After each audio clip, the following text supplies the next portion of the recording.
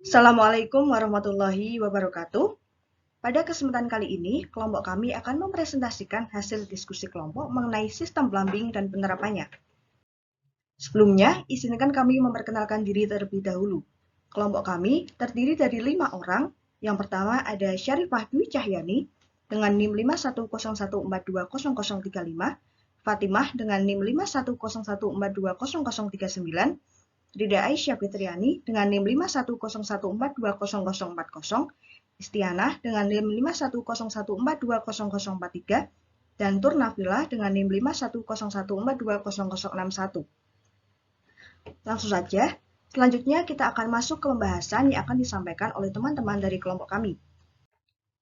Yang pertama akan disampaikan oleh Fatimah. Kepada Fatimah, dipersilahkan.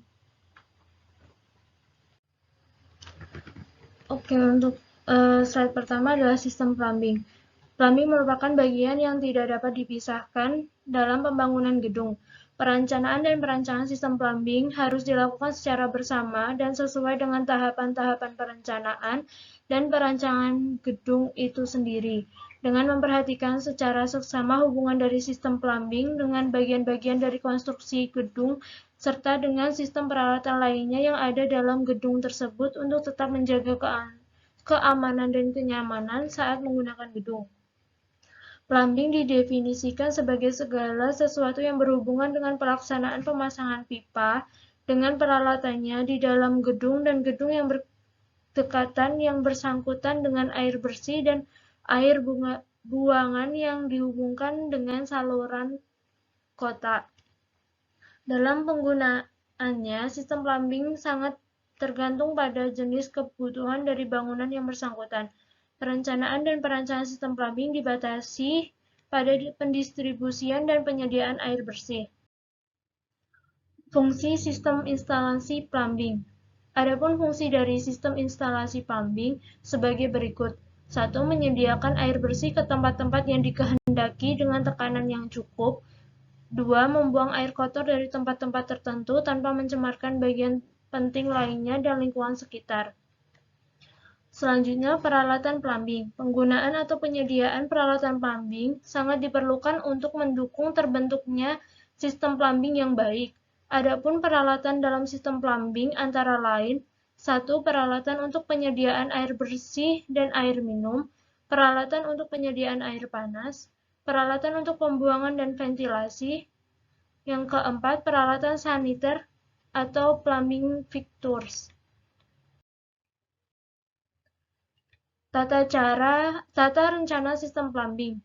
Dalam perencanaan dan perancangan sistem plumbing telah diatur pada Standar Nasional Indonesia, yaitu pada SNI 03-7065/2005 tentang pemakaian air dingin minimum sesuai dengan gedung, pemakaian air panas minimum sesuai dengan gedung, pemakaian air dingin pada alat plumbing, pemakaian air panas pada alat plumbing, unit beban alat plumbing, dan lain sebagainya. Untuk slide selanjutnya akan dibacakan oleh Mbak Turnafila.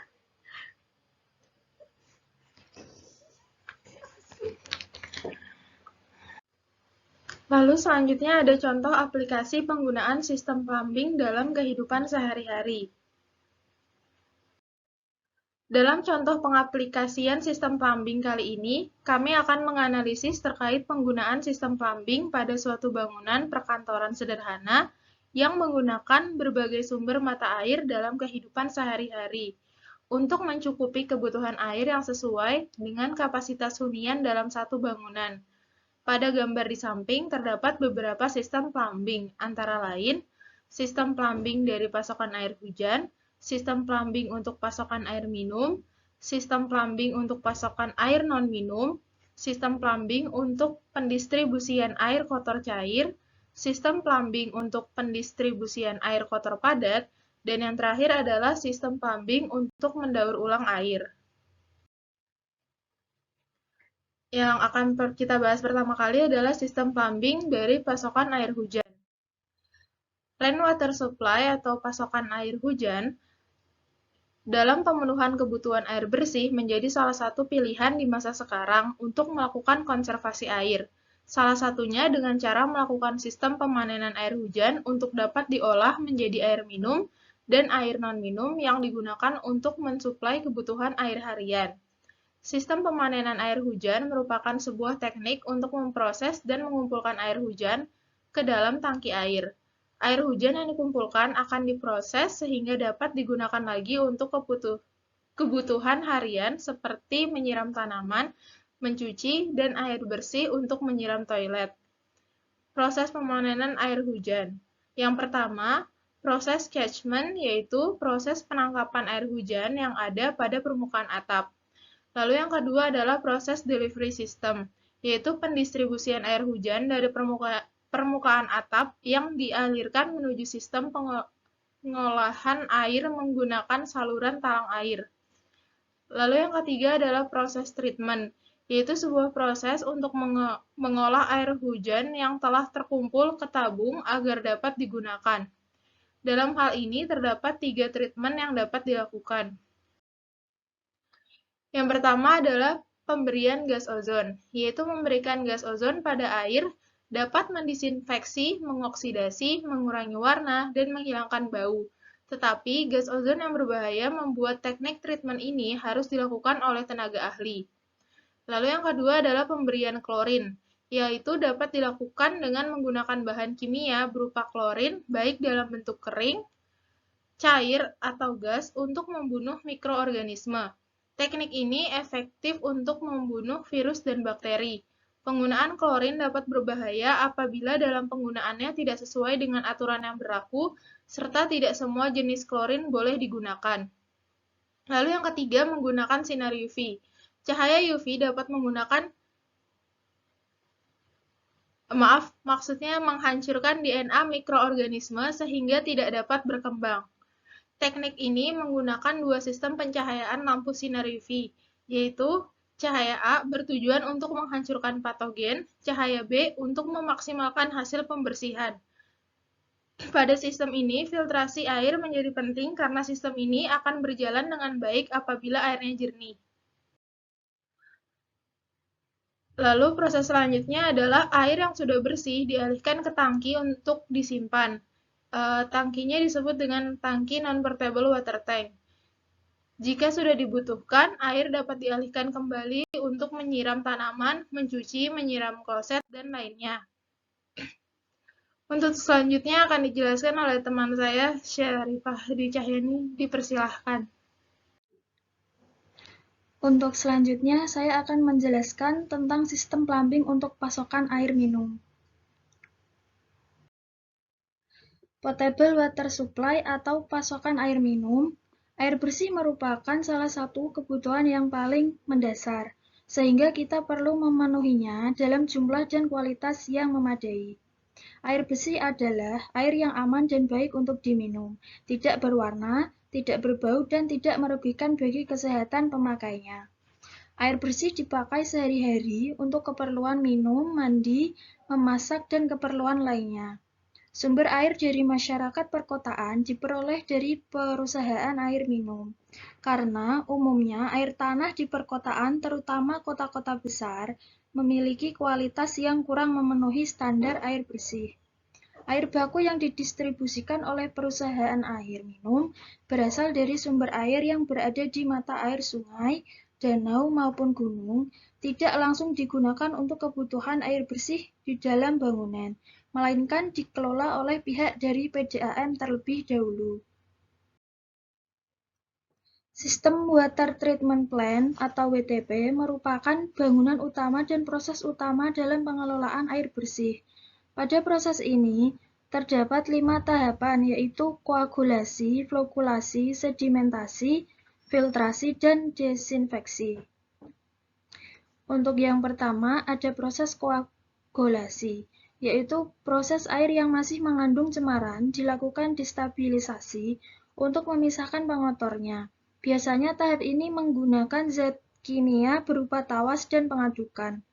Yang kedua ada proses flokulasi, yaitu air dikondisikan tenang dan diaduk dengan kecepatan lambat untuk memperbanyak pengendapan. Kemudian dilanjutkan pada proses sedimentasi, di mana dilakukan pengendapan terhadap kotoran yang mulai terpisah dengan air. Yang ketiga ada proses filtrasi, yaitu air yang telah dipisahkan dengan kotorannya dilakukan penyaringan ulang agar benar-benar bersih. Yang keempat ada proses desinfeksi, yaitu air yang telah sampai pada tahap filtrasi belum tentu terbebas dari kuman dan bakteri. Proses desinfeksi pada umumnya menggunakan zat kimia berupa klorin untuk menghilangkan mikroba yang ada pada air. Setelah melewati proses ini, kemudian air dialirkan ke reservoir. Setelah masuk ke tahap ini, artinya air sudah siap untuk didistribusikan ke masyarakat. Pendistribusian air bersih oleh penyedia air bersih biasanya dilakukan dengan sistem perpipaan. Sistem perpipaan adalah sistem penyaluran air, di mana air sampai pada tujuan dengan memakai pipa, meliputi sambungan rumah tangga dan perkantoran. Untuk selanjutnya ada sistem plumbing untuk pasokan air non-minum.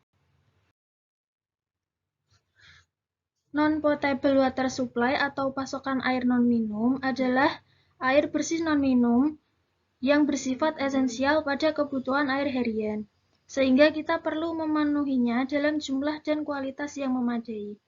Air bersih non-minum yang dipakai sehari-hari untuk keperluan mandi, memasak, dan keperluan lainnya. Cara pendistribusian air non-minum dari proses penyediaan pasokan air hujan akan diperoleh air non-minum dengan cara air yang sudah bersih dialihkan ke tangki untuk menyimpan air atau non-portable water tank. Jika sudah dibutuhkan, air dapat dialihkan kembali untuk menyiram tanaman, mencuci, menyiram kloset, dan lainnya. Untuk selanjutnya ada sistem plumbing untuk pendistribusian air kotor cair. Air kotor cair atau grey water adalah limbah domestik yang berasal dari kegiatan rumah tangga non-kakus seperti air bekas cucian piring, air bekas mandi, dan cuci baju. Grey water terdiri dari dua jenis, yaitu light grey water, berasal dari bathroom, sink, shower, bathtub, dan laundry. Dan ada dark grey water, berasal dari dapur. Parameter terhadap karakteristik air limbah cair harus diketahui agar dapat ditentukan alternatif metode pengolahan atau daur ulang air yang tepat. Parameter yang harus diketahui dan diturunkan dari air limbah cair yaitu BOD5, COD, pH, minyak atau lemak, zat padatan atau solids, surfaktan, dan NH3N. Dengan maksud efluen dari hasil daur sehingga air tersebut dapat digunakan kembali. Dari evaluasi terhadap kualitas air buangan, terlihat jelas bahwa pengolahan air limbah cair sangatlah diperlukan sehingga untuk menjaga ekosistem akuatik, tetapi juga dapat menghemat potensi pemakaian air tanah. Untuk materi selanjutnya akan dijelaskan oleh teman saya, Istiana.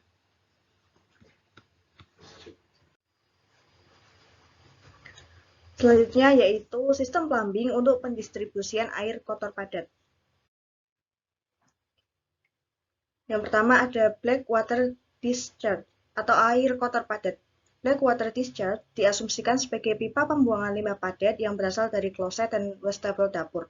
Pipa tersebut kemudian akan mengarah ke septic tank, di mana dalam septic tank tersebut limbah padat akan mengendap dan airnya disalurkan ke peresapan. Nah, di peresapan, air akan melalui proses penyaringan, baik penyaringan dilakukan secara buatan maupun secara alami. Kemudian, air yang sudah diresap tersebut akan menjadi air tanah. Selanjutnya ada sistem plumbing untuk mendaur ulang air. Di sini ada recharge water atau daur ulang air. Recharge water adalah air hasil proses daur ulang dari air kotor cair yang dilakukan secara alami melalui proses penyerapan, yaitu proses penyerapan dari tumbuhan kemudian disalurkan kembali ke permukaan tanah. Di dalam tanah akan terjadi proses daur ulang air agar menjadi air bersih yang dapat digunakan dalam kehidupan sehari-hari, di mana air tersebut bersumber dari permukaan air tanah. Terima kasih kepada teman-teman sekalian yang sudah menyampaikan materi pembahasan. Kesimpulannya, sistem plumbing merupakan serangkaian peralatan yang terdiri dari peralatan air bersih, air panas, sanitasi, ventilasi, dan juga pembuangan. Harapannya, dari pemaparan materi ini dapat bermanfaat untuk kita semua. Akhir kata, mohon maaf atas segala kekurangan dan terima kasih atas perhatiannya. Wassalamualaikum warahmatullahi wabarakatuh.